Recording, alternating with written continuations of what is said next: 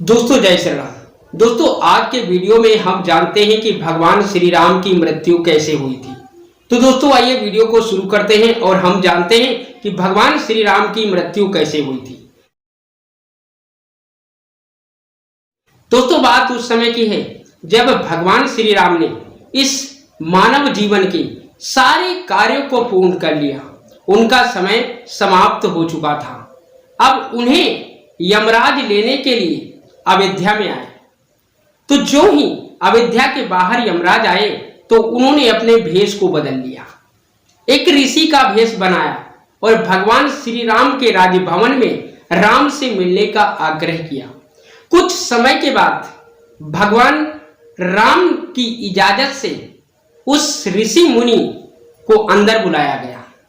जब ऋषि मुनि को अंदर बुलाया गया तो वो ऋषि ने भगवान श्री राम से एक बात कही कि हे प्रभु, हमारे और आपके मध्य जो भी बात होगी उसे कोई तीसरा सुन नहीं सकता है, और अगर कोई तीसरा वहां पर आ गया तो आपको, जो आपके कक्ष के बाहर पहरेदार है, उसे मृत्यु दंड देना पड़ेगा और आपके ही हाथों से।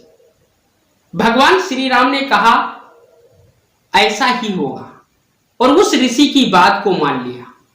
दोस्तों उस दिन हनुमान जी तो थे नहीं, क्योंकि हनुमान जी भगवान श्री राम के सबसे प्रिय भक्त थे और भगवान श्री राम को सबसे ज्यादा विश्वास हनुमान जी पर था। परंतु किसी कारणवश हनुमान जी उस दिन अयोध्या में नहीं थे। अब दूसरा विश्वास पात्र जो था वो लक्ष्मण था। इसीलिए भगवान श्री राम ने अपने भाई लक्ष्मण को बुलाया और कच्छ के बाहर पहरेदारी के लिए खड़ा कर दिया और कहा कि हे भैया, किसी भी हालत में कोई भी मेरी बिना इजाजत के अंदर नहीं आना चाहिए। लक्ष्मण ने भाई की आज्ञा को माना और बाहर पहरेदारी पर खड़े हो गए। दोस्तों अब यमराज ने अपने रूप को फिर से बदल लिया, यमराज हो गए और उन्होंने प्रभु राम से कहा कि आपका वक्त पूरा हो चुका है। अब दोनों में बातें हो ही रही थी, तभी बाहर से दुर्वासा ऋषि आ जाते हैं और वो बिना लक्ष्मण के इजाजत भगवान श्री राम के कक्ष में जाने का प्रयत्न करते हैं। लक्ष्मण जी ने उन्हें रोकने का बहुत प्रयास किया, परंतु दुर्वासा क्रोधित हो गए और उन्होंने कहा कि अगर तुमने मुझे मिलने के लिए रोका तो मैं तुम्हें श्राप दे दूंगा, राम को श्राप दे दूंगा, तुम्हारे राज्य का विध्वंस हो जाएगा। लक्ष्मण जी डर गए और वो तुरंत नंगे पांव अंदर प्रवेश कर गए। तो दोस्तों जो ही कक्ष के अंदर लक्ष्मण जी ने प्रवेश किया, भगवान श्री राम के आंखों में आंसू आ गए।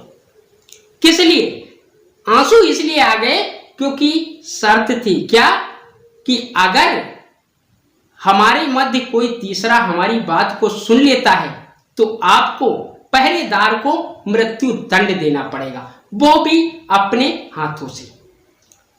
भगवान श्री राम ने कहा कि भैया आपने यह क्यों किया?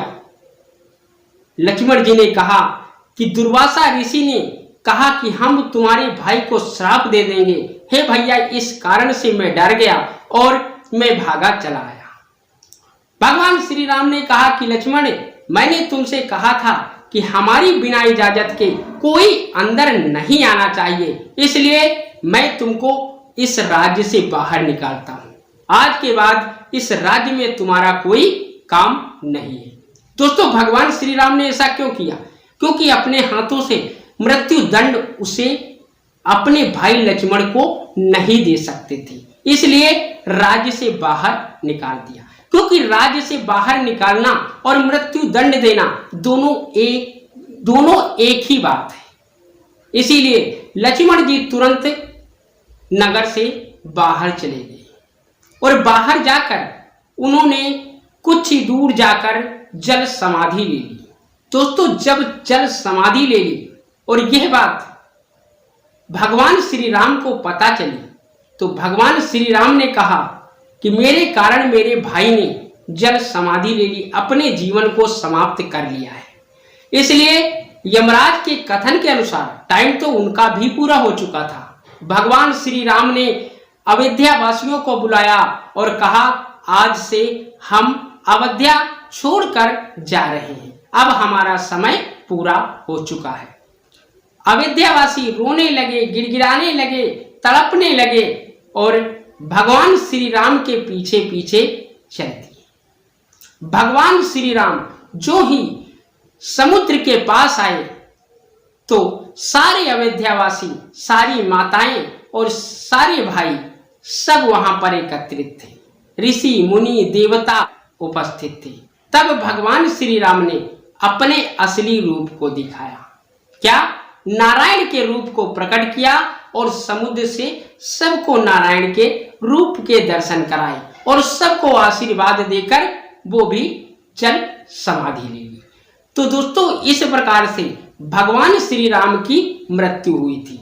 दोस्तों, यह था आज का वीडियो। अगर वीडियो पसंद आया हो तो वीडियो को लाइक कर देना, हमारे चैनल को सब्सक्राइब कर लेना, ताकि हमारी आपकी मुलाकात रोजाना यूं ही होती रहे। दोस्तों, जय श्री राम, जय सिया राम।